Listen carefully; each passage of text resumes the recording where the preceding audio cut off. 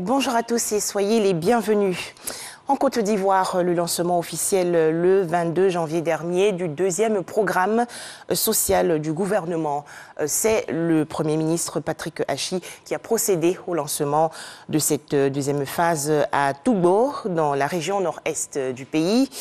Le PS Gouv 2, doté d'un budget d'environ 3 200 milliards de francs CFA sur 3 ans, accorde une part importante à la jeunesse. Plus de détails dans, bien sûr, le journal de 13 heures. Toujours en Côte d'Ivoire, l'inauguration récente d'une nouvelle mairie dans la commune de Yakassé à Tobrou, dans le sud du pays. Cérémonie en présence du ministre des Mines, du Pétrole et de l'Énergie, Thomas Camara. Ce nouvel hôtel de ville est un don du président de la République, Alassane Ouattara.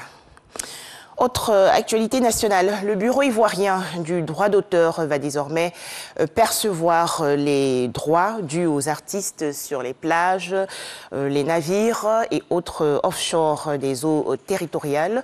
Annonce faite récemment lors de la signature d'une convention entre le Burida et la Direction générale des affaires maritimes et portuaires.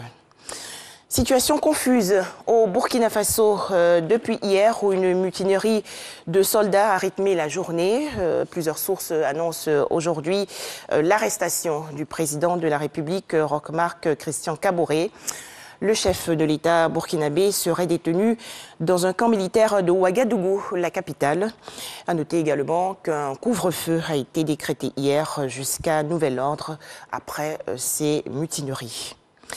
En France, l'entrée en vigueur aujourd'hui du pass vaccinal. Ce pass vaccinal concerne donc tous les Français âgés d'au moins 16 ans. Il sera obligatoire de le présenter afin d'accéder aux restaurants, bars et autres lieux de loisirs, notamment les cinémas, les théâtres, les salles de sport et autres enceintes sportives.